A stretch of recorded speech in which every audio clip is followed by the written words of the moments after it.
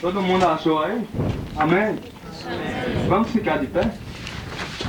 E os que neles habitam, fundou a ele sobre os mares e sobre as correntes a estabeleceu. Os irmãos continuam. Quem subirá ao monte do Senhor, ou quem estará no seu lugar santo?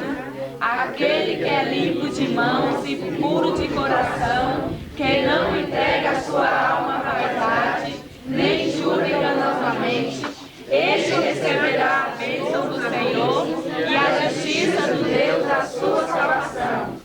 Essa é a geração daqueles que o buscam, daqueles que estão à face de Deus Jacó. Levantai, ó portas, as vossas cabeças, levantai-vos, ó portais eternas, e entrará o Rei da glória. Quem é esse Rei da glória? O Senhor forte e poderoso, o Senhor poderoso na guerra.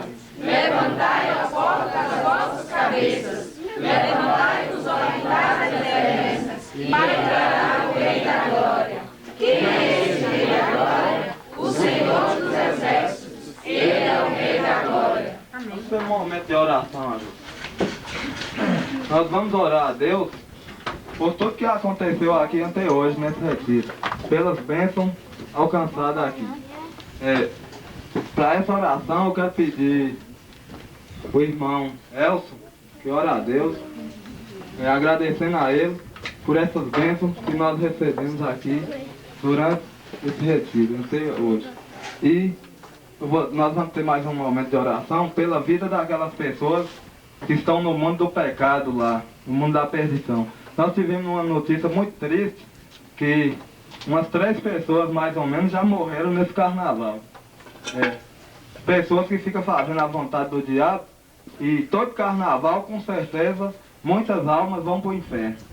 Então pedir a Deus misericórdia por essa vida. Senhor Deus que estás no céu, nós agradecemos, Senhor, por esse momento que nos concede. Estamos aqui reunidos para louvar, para bendizer o seu precioso nome, Senhor. Amém. Obrigado, Deus, porque até aqui o Senhor tem nos ajudado, o Senhor tem nos guiado, Senhor. Obrigado por essas bênçãos, por tudo que tem acontecido aqui. Se isso tudo está acontecendo foi porque o Senhor planejou, porque o Senhor concedeu, Pai, que nós estivéssemos aqui, Senhor. Amém. Esteja abençoando o Geraldo, que está à frente desse trabalho, aqui nesse momento. O Senhor esteja usando ele, o Senhor esteja dando ele sabedoria, capacitando-o, Senhor. Senhor Deus, ó Pai de amor, eu rogo a Ti, ó Pai, para essas pessoas que se encontram aqui, que não têm certeza de sua salvação, Senhor, que eles possam sair daqui, ó Pai, melhor do que eles vieram, Senhor. Que essa palavra, ó Pai, que foi ministrada aqui pela irmã Lígia, pela irmã Zenaide, possa falar esses corações, Senhor, que eles possam reconhecer, ó Pai, que não há salvação em nenhum outro, Senhor, somente em Ti, ó Deus. Fala aos nossos corações, ó Pai, no decorrer desse estudo, ó Pai, essa minha oração que eu te faço, ó Deus, em nome de Seu Filho amado Jesus. Amém. Mais alto, irmão. Senhor Deus maravilhoso, ó Pai, muitíssimo obrigado, Senhor, porque aqui nós estamos e clamando esse Deus que está acima de todas as coisas. Amém. Muito obrigado, Jesus, porque sabemos que o Senhor é aquele Criador do universo, está sobre o nosso viver. Amém. E que venhamos nós estar na dependência do Senhor Jesus. Amém. Pai, neste momento eu vou apresentar ao Senhor a cidade de Janaúba, a cidade em que moramos. O Senhor conhece cada morador, cada bairro, em cada rua. E nós te apresentamos cada família, Senhor. Nós sabemos que as pessoas têm se deleitado nas festas mundanas.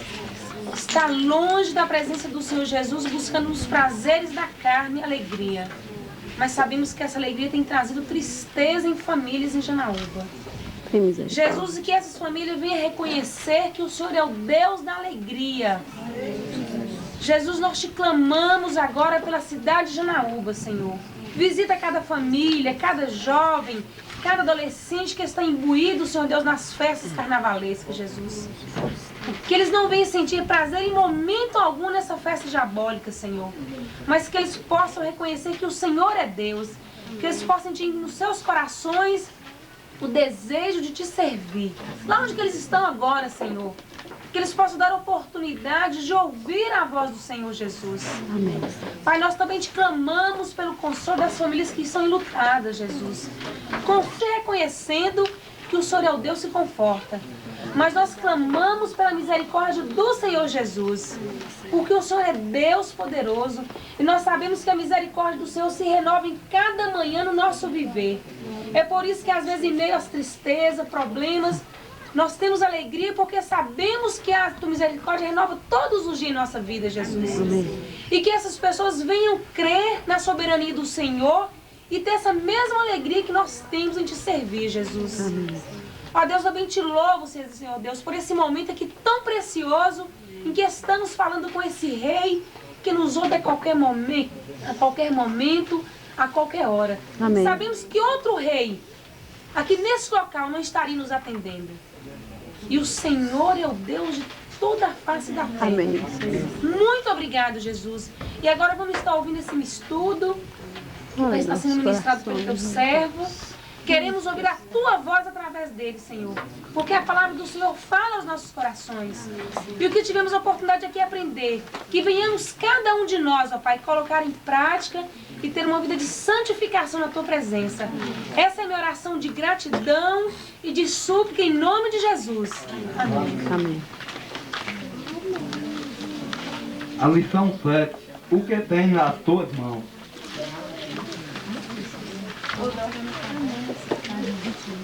Página 21.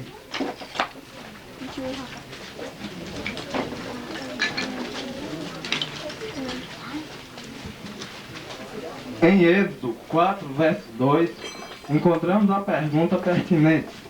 Que é isso que tem nas mãos? O Senhor Jesus, aliás Deus Jeová, tem chamado homens, mulheres e crianças através dos tempos e nas circunstâncias mais diversas. Vejamos, Abraão foi chamado da parentela, do meio do seu povo, da abastança, foi chamado do meio do mundo. Ezequiel e Isaías quando oravam e tinham uma visão maravilhosa, a samaritana quando buscava água, Paulo quando respirava ameaças e ódios, Daniel quando dormia, Pedro quando consertava as redes, Moisés quando apacentava as ovelhas de seu sogro, Moisés quando apacentava as ovelhas do seu sogro. Nesse primeiro parágrafo aqui, nós podemos ver aqui pessoas que se dispôs à obra de Deus. Então, a pergunta aqui, o que tem nas suas mãos? Muitos de nós temos muitas coisas nas nossas mãos, né? Agora, nós usamos isso para a glória de Deus? Muitas vezes, essas pessoas aqui foram pessoas disponíveis para trabalhar na obra de Deus. Será que hoje nós estamos disponíveis para fazer a vontade de Deus? O que tem nas suas mãos? Hoje, nós temos a palavra de Deus nas nossas mãos para ser proclamada. E muitas vezes nós temos até preguiça de proclamar a palavra de Deus, de compartilhar com alguma pessoa que ainda não conhece aquilo que Deus fez em nossas vidas. Muitas vezes nós perdemos nosso tempo proclamando coisas que não compensam e esquece de proclamar a palavra de Deus. O que tem levado hoje a muitas vidas a não se converter é isso. Porque muitas vezes nós estamos na igreja, mas é só na igreja. Não temos aquele compromisso fora da igreja. Não temos aquele compromisso de pregar a palavra de Deus para aquelas pessoas que ainda não conhecem. Não temos o compromisso de levar o nome de Deus a sério. Então, isso tem atrapalhado muito na obra de Deus. E Deus tem chamado pessoas disponíveis para trabalhar na obra dele. Nós vimos aqui também, quando ele chamou Abraão se dispôs a fazer a vontade dele. Ezequiel, Isaías, foram pessoas que se dispôs quando ouviram o chamado de Deus. Eu queria o irmão Elcio compartilhar alguma coisa aí que ele entendeu nesse primeiro parágrafo. Eu vejo assim, Geraldo, que hoje nós não temos nos colocado sem disposição para que Deus venha nos usar. Às vezes a gente fica sentado no banco achando assim que às vezes nós duvidamos do poder de Deus, né, e não colocamos à disposição para que Deus venha nos usar. E Deus pode fazer muito com o que a gente tem para dar, desde quando a gente coloca à disposição. Ele vai nos usar, Ele vai nos dar capacidades. Esse dia que eu estive participando no Projeto Pescador, eu pude experimentar isso, como Deus assim, é fiel com a palavra dele. Nesses dias que eu estive lá, eu via assim, promessas da palavra de Deus se cumprir em minha vida, né? Em cada casa, em cada lugar assim, que eu ia, eu via. Quando eu saí das casas, eu via assim, como a palavra se cumprir em minha vida, eu ficava pensando, como eu falei aquilo, como as coisas aconteceram pelo poder de Deus. Basta que a gente venha colocar à disposição e não ficar assim, se intimidar, ficar sentado. Basta que a gente coloque à disposição para que Deus venha usar. Foi isso que eu entendi, que a gente Então, colocar à disposição. nós vimos a experiência do irmão aí também, que teve no projeto Pescador Jovem, que Deus tem usado ele. Ele foi uma pessoa também que dispôs a e proclamar a palavra de Deus. A irmã Isaltina pode compartilhar conosco aí também, nesse primeiro parâmetro? Eu vejo assim, irmãos, deixa eu compartilhar na sala com os meus irmãos, 97, quando eu e Gideon fui escalada para trabalhar na sala de jovens. Eu senti tanto medo que eu falei assim, comentei com a irmã de Gideon, assim, eu não vou assumir a sala porque eu tenho medo, eu não sei falar. E eu falei assim, Senhor, mas o Senhor me capacita. Eu assim, se a partir do momento que Deus me deu a oportunidade de trabalhar, então assim, Deus me capacitou e está me capacitando a cada dia mais, e cada um de nós que se desprender de buscar o Senhor Jesus, Ele nos qualifica na obra dEle. Né? Porque eu falei assim, Senhor Jesus, eu não posso ter medo, o Senhor está me dando essa oportunidade, é porque o Senhor vai me dar a condição de aprender a palavra do Senhor.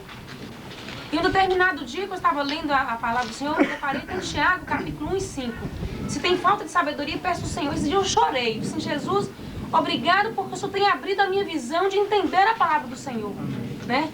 E a gente vê na palavra de Deus grandes exemplos de grandes líderes, que a gente vê que não tinha cultura nenhuma a nível de escolaridade, e Deus capacita.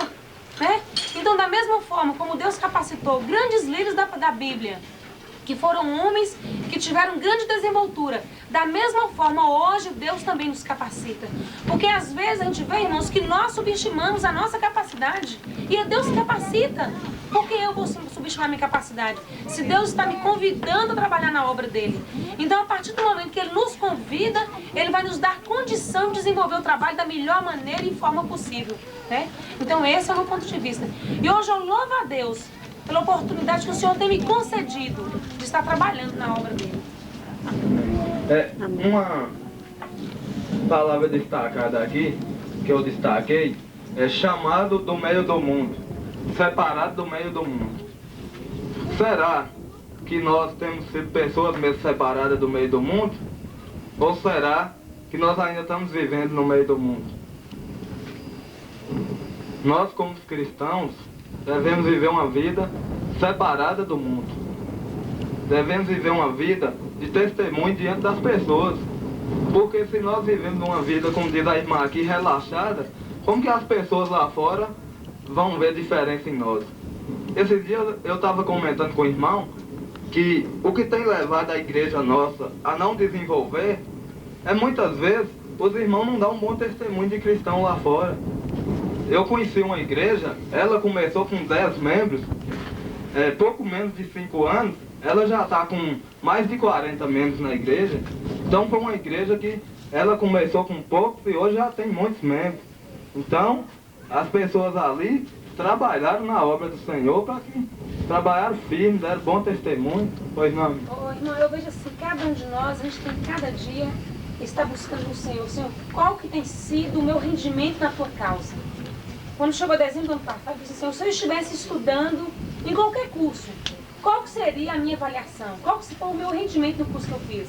Então, se na obra do Senhor, na causa do Senhor, quando chegar final de ano, que normalmente quem faz qualquer curso, ele tem que ter um diploma em mãos, ele tem que ter uma aprovação.